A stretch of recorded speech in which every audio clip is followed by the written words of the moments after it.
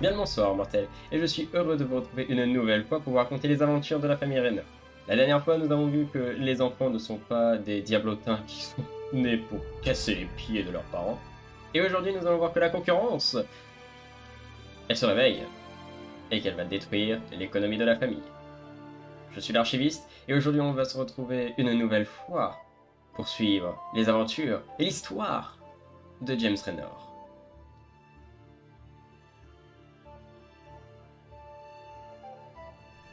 Nous commençons notre chapitre par une bonne nouvelle. James est élu juge en chef de la ville. Un sourire machiavélique se fit sentir sur ses lèvres au même moment. L'abus de pouvoir va vite arriver, je pense. Valérian, lui, partit faire le tour du monde pour apporter de bonnes marchandises de nos légions. Il va enfin arrêter de se toucher la nouille. Balthazar, lui, eut enfin une envie de fonder une famille, et pas car son père l'a menacé de le vendre contre quelques pièces. Quel plaisir de voir les enfants aussi doués que leur père. Il vient de se passer quoi, là ? Je prends note que les chevaux font des crises épileptiques quand ils croisent les humains. Et après avoir ruiné un mariage, car oui, ils sont prioritaires, il fallut simplement attendre sa nouvelle femme. Mais qui est cet alcoolique ? Laisse-toi. Et un mariage plus logique que son frère. On fait une révérence et on s'embrasse, et par la magie, les vêtements changent de couleur. Je vous promets qu'un jour j'essaierai de comprendre comment fonctionne cette magie du démon. Bref, cela fait longtemps qu'on n'a pas vu notre nouvelle source de revenus. On vient vraiment de perdre la location de la mine et de la scierie. James ne s'était pas rendu compte qu'il fallait renouveler la location tous les ans, contre quelques pièces évidemment. Et ça aurait été plus simple si Billy n'avait pas paumé le mode d'emploi. C'est une erreur qui ne sera plus reproduite. Chaque année, nous allons reprendre ces mines, scieries et bientôt les carrières pour gagner encore plus d'argent. Petit passage en hiver qui commence par la naissance de Sarah Raynor. Elle sera parfaite pour remplacer ces incapables pendant les missions de commerce. Mais Raynor passa à la vitesse supérieure et commença à louer toutes les carrières pour doubler le gain d'argent. Marie vient de rentrer de la guerre et a rapporté un cheval de guerre pris à l'un de ses ennemis. Des fois la guerre, ça rapporte, hein. Quand une personne meurt, elle n'a plus besoin de son cheval, de son armure, de ses armes, et puis on peut les utiliser pour notre propre plaisir. Ce qui nous permettra à long terme de faire encore plus de meurtres et d'avoir encore plus de butin.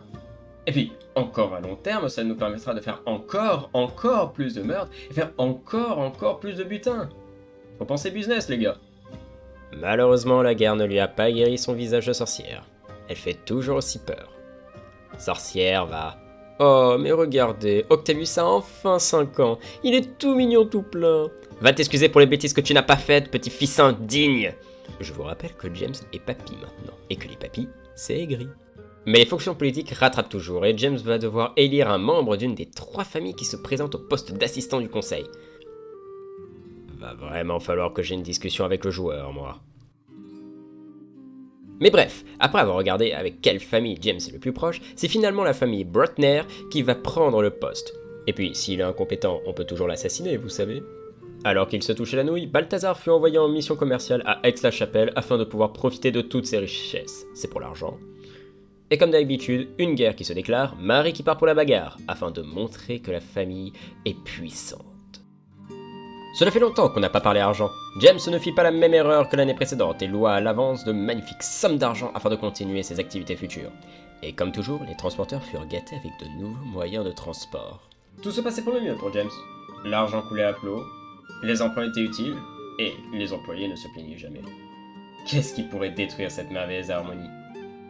Le réveil de la concurrence. Elle, qui se faisait discrète, va enfin commencer, déjà à se réveiller, et enfin mettre des bâtons dans les roues de notre menuisier préféré. Ces maudites familles commencent à louer elles aussi les carrières, les mines et les scieries. James est donc obligé de monter les prix. Heureusement qu'il a des réserves. Mais James eut une idée. Laisser les familles dépenser leur argent, pendant que lui prépare un gros paquet de fric pour louer à la dernière minute et toucher le pactole. Pour cette fin de journée, une guerre de gagnée, quelques améliorations avec l'influence magique, et on passe au printemps, qui commence avec Marie ayant récupéré une nouvelle armure sur le cadavre d'un ennemi encore une fois. Ça paye bien la guerre. La nouvelle entreprise de Raynor, 100% écolo et 100% bio, sort enfin de sous terre. Non, c'est physiquement impossible. Une petite entreprise de bijoux, que demander de mieux ? L'argent va enfin rentrer, même si c'est déjà le cas. Mais plus important encore, le moment de la fermeture des locations arrive à son terme. Raynor attend le bon moment avant de mettre la gomme. Et c'est à 11h50 que Raynor ouvrit le menu de location et commença à rajouter jusqu'à 500 pièces d'or, voire 1000 pour certains. Ils vont voir qui c'est le patron, ils vont voir qui c'est le plus grand capitaliste. Le moment de vérité approche! Non, ils nous ont pris à la dernière minute la mine et la scierie. Vous savez, je suis heureux d'avoir gardé le moment musical pour la fin. Car après cette trahison, je pense qu'on a tous besoin de respirer.